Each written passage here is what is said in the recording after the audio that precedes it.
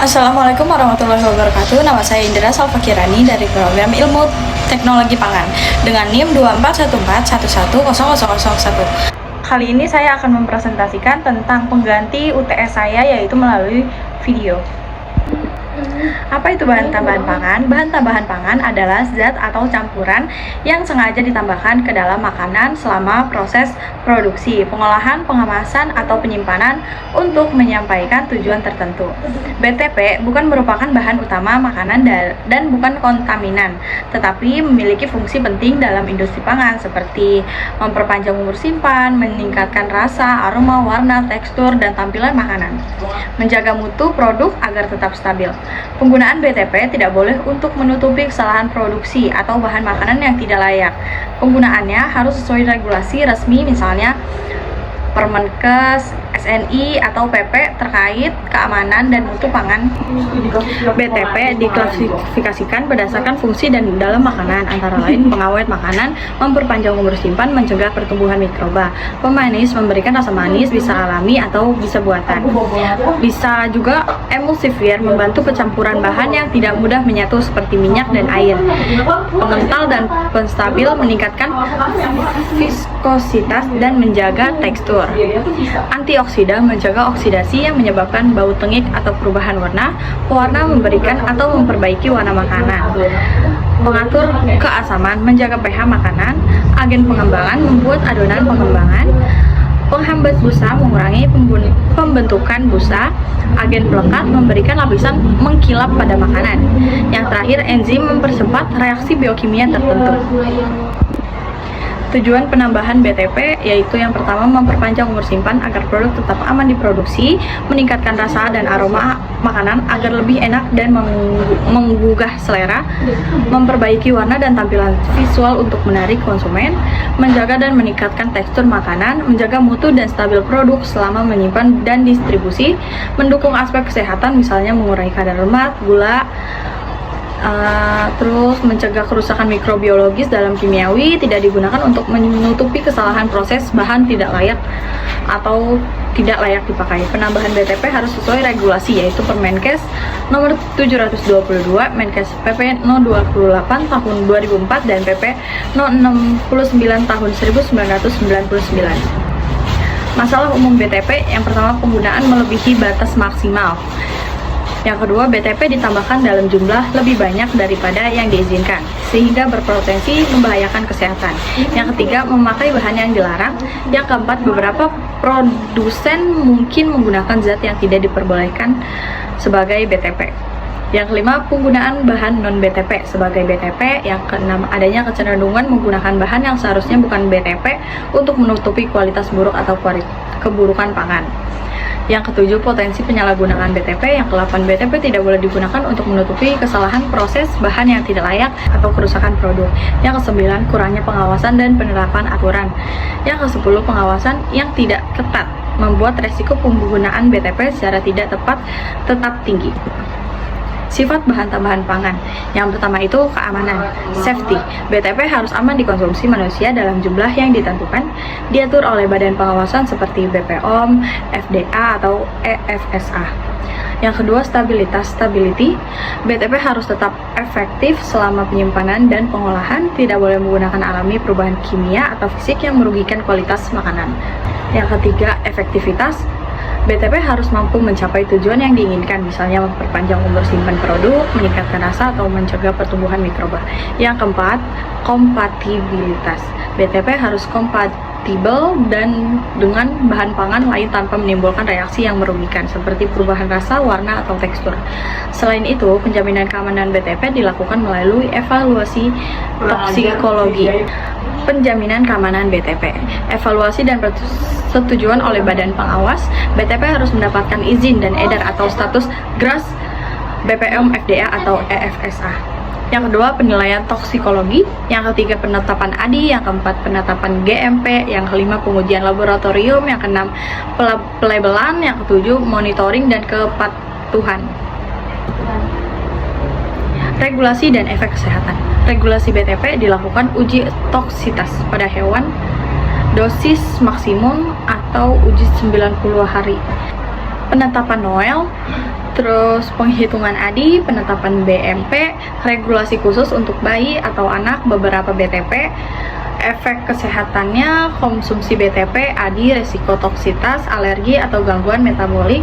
Bayi dan anak lebih sensitif karena metabolisme belum matang dan berat badan masih kecil.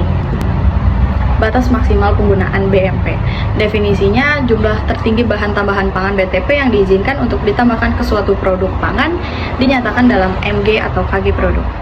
Tujuannya memastikan total paparan harian dari semua sumber pangan tidak melebihi ADI. Pertimbangan penetapan BMP, nilai ADI di suatu BTP, tingkat konsumsi pangan masyarakat, kebutuhan teknologi pangan.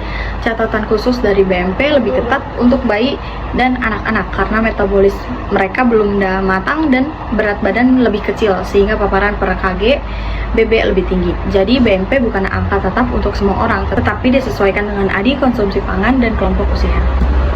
Contoh regulasi bayi dan anak. Pemanis buatan dilarang atau sangat dibatasi dalam makanan minuman bayi dan balita. Pewarna sintetis tidak diperbolehkan atau dibatasi ketat.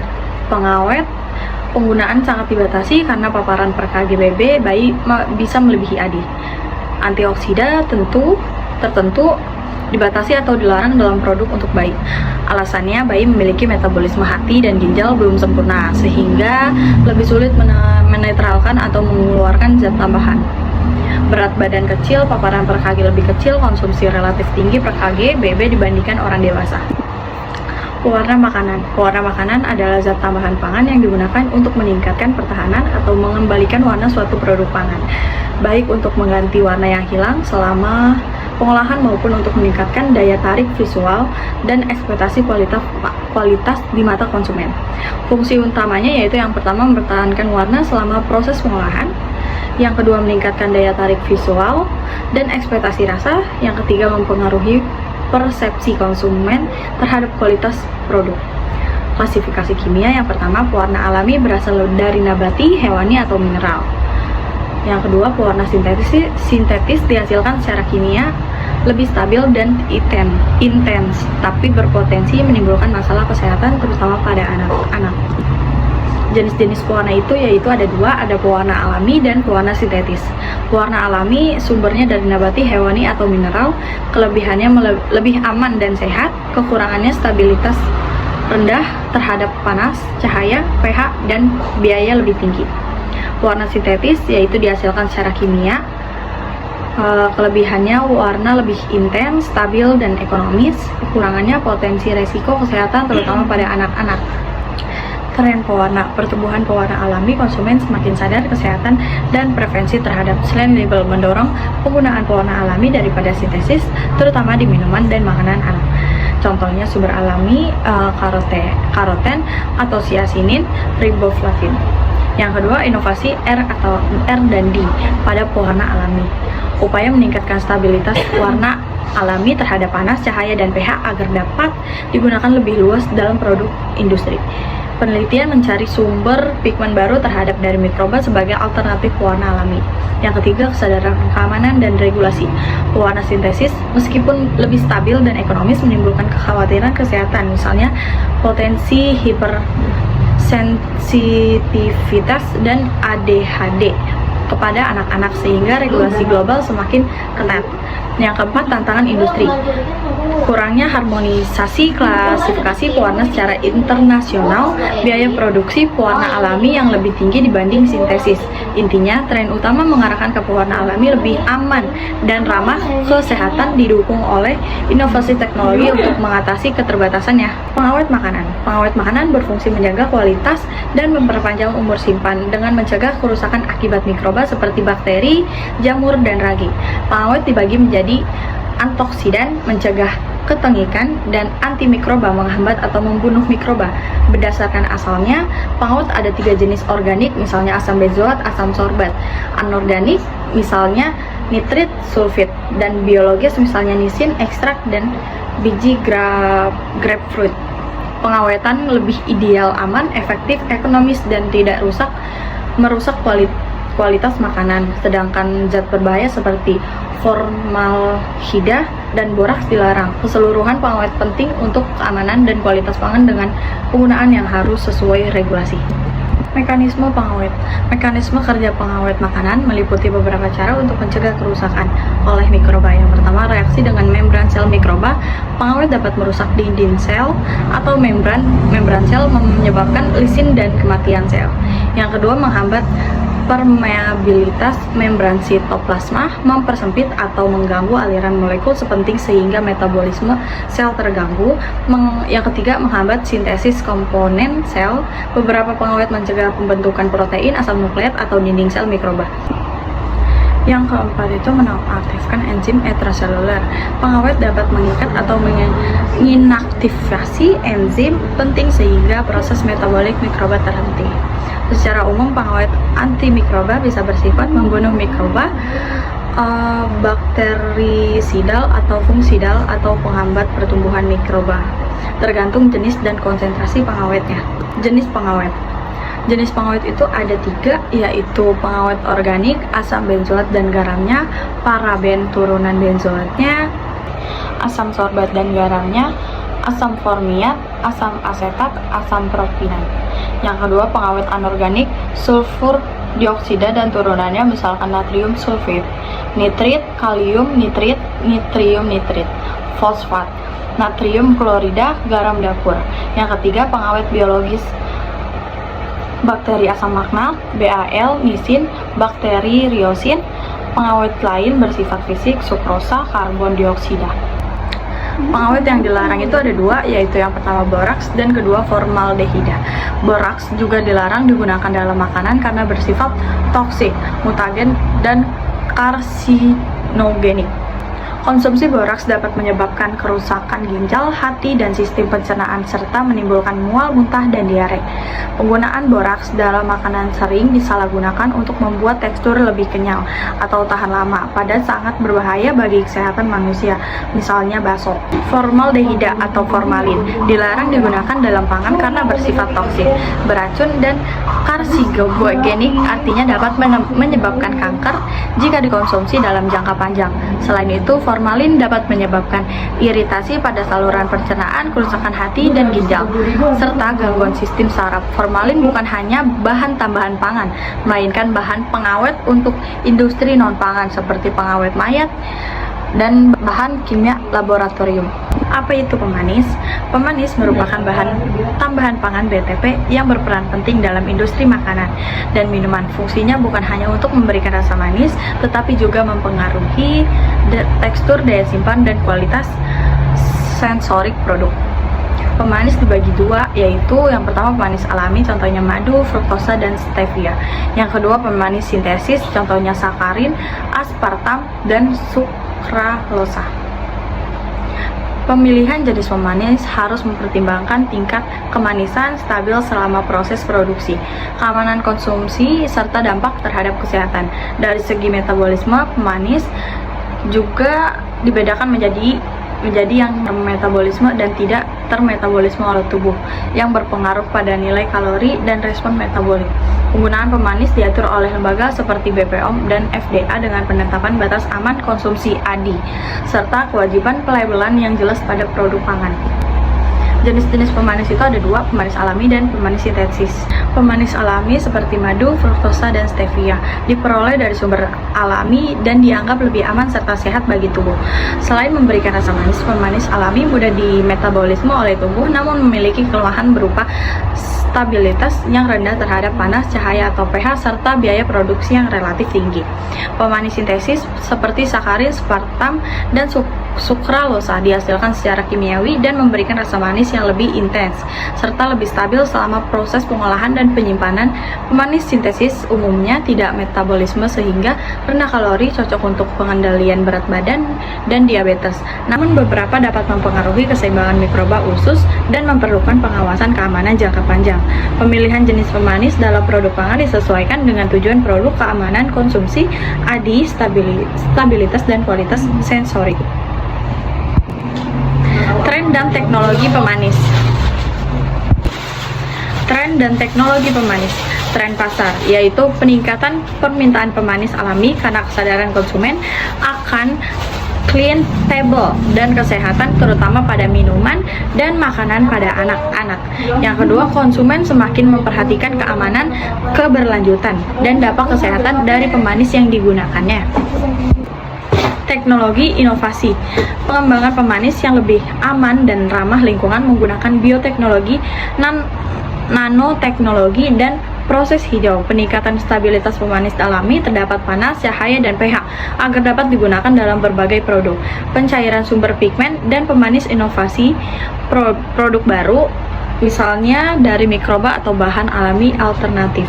Tantangan utamanya adalah keamanan jangka panjang, konsistensi produk, dan kepatuhan terhadap regulasi. Apa itu emulsifier? Emulsifier atau bahan pengemulsi adalah bahan tambahan pangan (BTP) yang berfungsi menurunkan tantangan permukaan antara dua fase yang tidak saling tercampur, seperti minyak dan air, sehingga membentuk campuran yang stabil, homogen, dan memiliki tekstur yang baik. Dengan kata lain, emulsifier memungkinkan dua zat yang biasanya terpisah, misalnya minyak dan air, untuk tetap menyatu dalam bentuk emulsi yang tidak mudah terpisah selama penyimpanan atau pengolahan. Jenis emulsifier. Dalam industri pangan, emulsifier berperan penting untuk meningkatkan kestabilitas produk, memperbaiki tekstur, memperpanjang umur simpan, serta menambahkan cita rasa dan penampilan produk.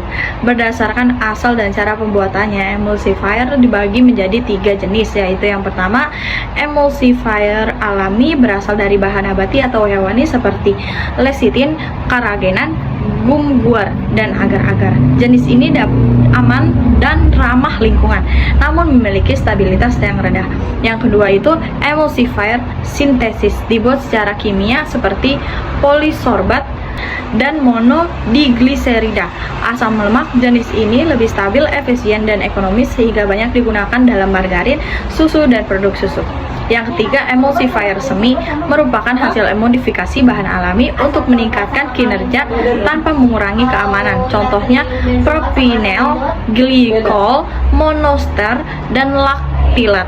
Asam lemak datem yang umum digunakan dalam roti dan produk bakery. Prinsip kerja emulsifier. Emulsi bekerja dengan menurunkan tangan permukaan antara dua fase yang secara alami tidak dapat tercampur seperti minyak dan air. Tanpa emulsifier, kedua fase tersebut akan cepat terpisah karena perbedaan sifat polaritasnya. Molekul emulsifier memiliki dua gugus dengan sifat berbeda, yaitu yang pertama hidrofolik.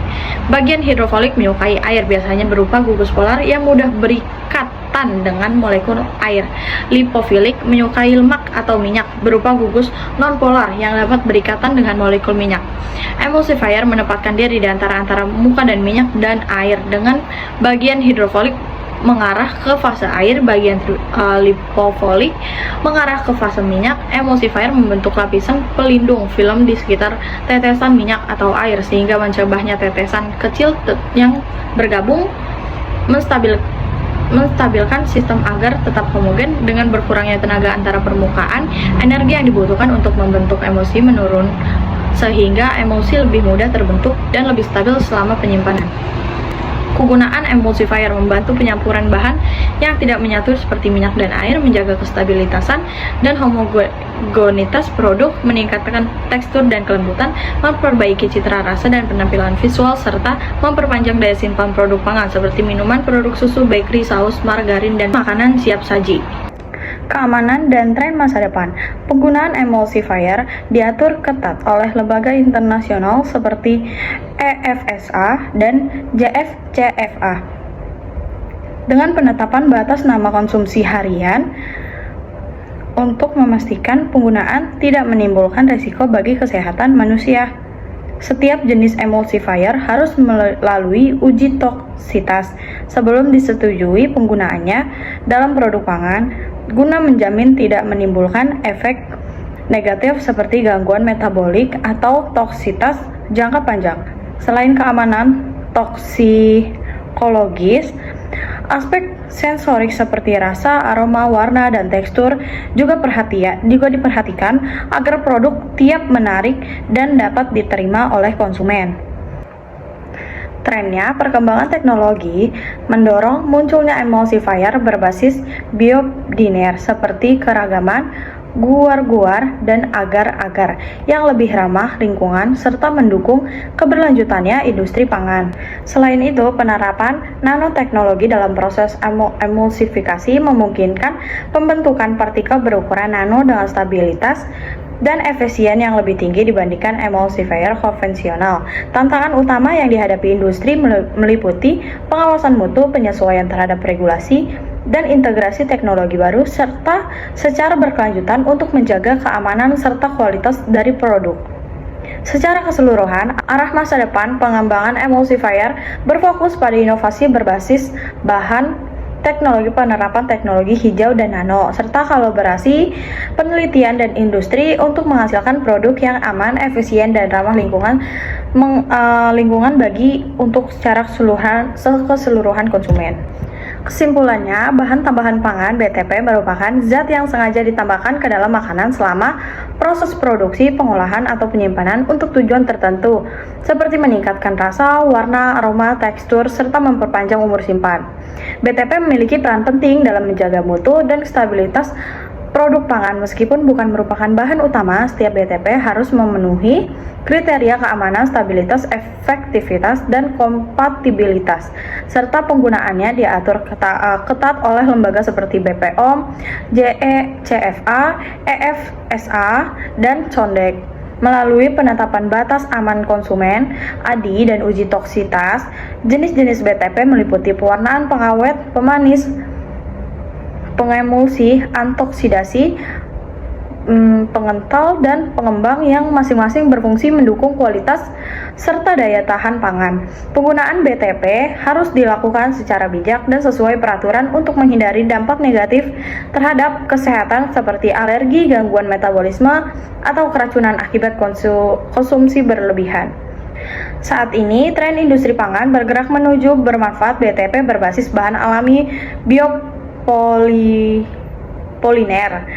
dan teknologi hijau yang lebih aman, ramah lingkungan, serta berkelanjutan. Inovasi seperti nanoteknologi dan proses bioteknologi terus dikembangkan untuk meningkatkan efisiensi dan keamanan produk pangan modern.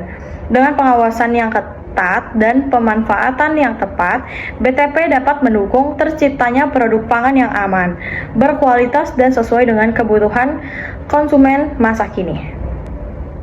Oke, segitu saja video yang saya paparkan hari ini. Dari pertemuan 1 hingga 7 kali ini, saya ucapkan terima kasih. Wassalamualaikum warahmatullahi wabarakatuh.